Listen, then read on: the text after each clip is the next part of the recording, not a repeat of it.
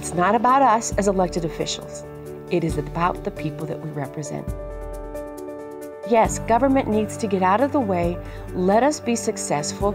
Let us hire more people and give more opportunities to those and jobs to those who need them. We are working extremely hard to make New Mexico more competitive. We've understood that New Mexico has not been competitive for many years. We're working hard at reducing our taxes for the families and small businesses in New Mexico. We have embraced our energy-rich state in a very responsible way, and because of that, we're seeing that we're turning the corner, yet there's still a lot of work to be done. And I have great hope. We're doing it in New Mexico now. We're reforming, we're changing things, and we're bringing the people to the process so they understand what we're fighting for. I believe the vast majority of people today who are dependent on government don't want to be. They understand, just like the rest of us, that true independence doesn't come from the mighty hand of the government. It comes from that self-determination. I think that's not just a conservative or Republican principle. I think it's an American principle, the idea of helping people transition from government dependence to true independence. I'm absolutely optimistic about America. I have an eternal optimism in the American people. Maybe not so much in the American government, but in the American people, and ultimately that trumps anything that can happen in our nation's capital.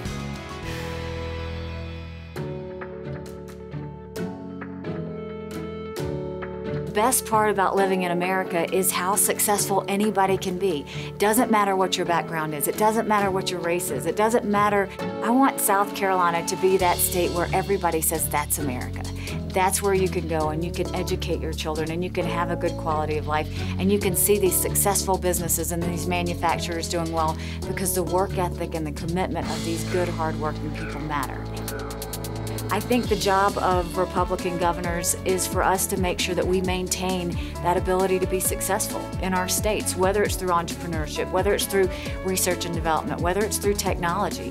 The problem with Washington is that they're so busy complaining about the problems that they never get to the solutions. I'm not going to let Washington slow us down. What we are going to do is we're going to be great in spite of Washington. The best governors, the best leaders are those who get out of the government bubble and see what's really happening on the ground. Go talk to the farmer, go talk to the entrepreneur, go talk to the mechanic in an assembly line, and learn firsthand the pressures that they're under. They matter every day, and we've got to make sure as governors and as leaders that we don't get in their way.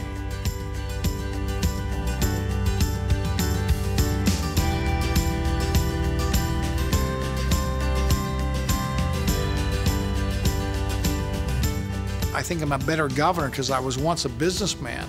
I actually have run something. I've had to make payroll. I've had to deal with the intervention of the government that sometimes gets in your way and inhibits your ability to have a profitable bottom line. So I think the real-world experience of actually running a business is extremely valuable to me as a governor who really is focused on growing the economy of the state of Utah. We've become in Utah, by many accounts, the most business-friendly environment in America. We're getting some good results based on just basic understanding of free market principles. Create a business-friendly environment, you build it, and they will come, and they will excel. Governors are doing it.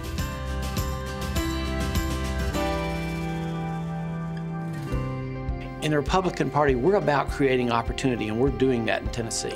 In Washington, it's hard to think of a problem that's actually gotten solved recently.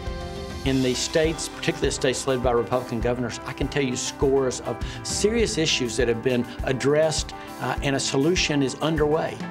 Governors are right in the middle of the action. We see people every day, we understand real issues, and we understand the pressure to provide real solutions at the lowest possible cost to the taxpayer. It's all about hiring great people. It's about addressing issues head on and saying, my job is to provide a solution. And the third thing you see is it's about customers.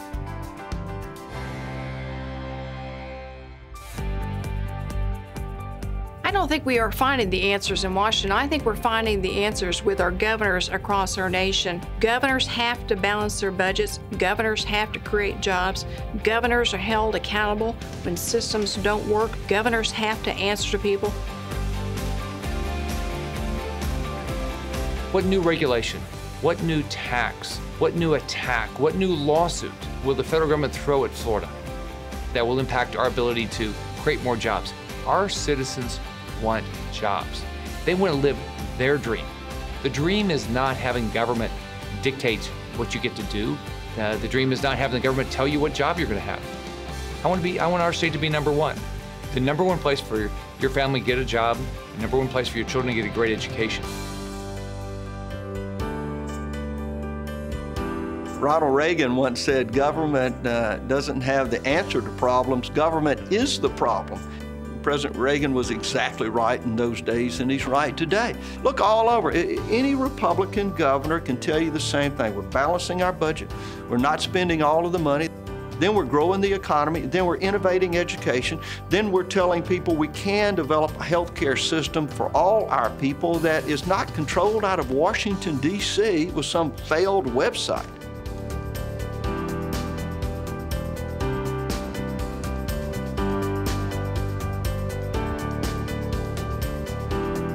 If we really profess to be conservatives, we ought to be able to take advantage of any circumstance in which the economy places us. Reducing the size of state government, reducing the expenditures and eliminating unnecessary agencies. If you really are conservative, those are the kind of things that you don't just talk about, you actually do. And I'm proud we've been able to do it in Georgia.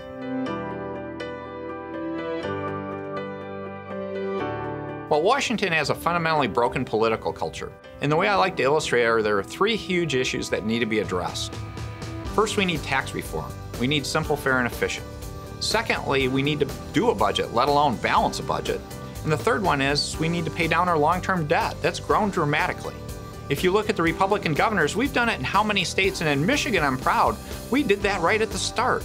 So we did tax reform, simple, fair, and efficient. We jumped from 49th to 7th in corporate taxation in 1 year. We've done balanced budgets. We've done the fastest budgets in the last 30 years, in the last 3 years with no accounting gimmicks. And then we're paying down our long-term debt. We put in those payment plans. So it's not about thinking about 1 year, but our kids and our kids' kids. Are we that extraordinary nation? Are we that real exceptional nation? Is there such a thing as American exceptionalism? And I say, absolutely there is. How do you account for what we've been able to do? I don't know that there's been any nation in the history of mankind that's been more blessed than us. And we've got people from all over the world that have come here on a set of ideas to make the greatest nation on the face of the earth.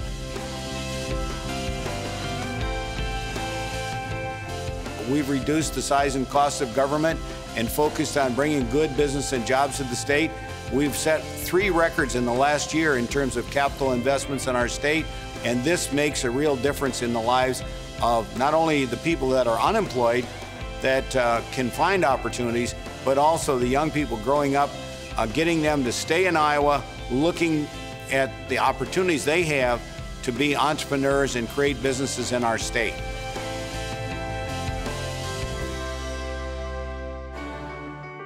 Yeah, I think this can be a great time for America. I'm fearful, though, that the federal government and some of the philosophies and the policies that we're seeing out of the administration are really holding us back. But I think we have to understand that America's strength comes from the bottom up, not from the top down. And in that regard, the states are so important. And what happens in the states really affect, in many respects, more directly the lives of ordinary Americans. Think about where we'd be in America today if we didn't have our Republican governors coming up with solutions to take care of the issues in their state, and we just sat around and waited for Washington. Now, that would make no sense at all.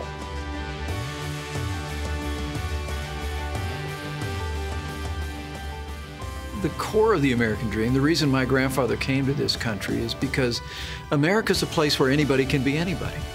And if you work hard, you apply yourself, get a good education, the sky's the limit, no matter where you start in life.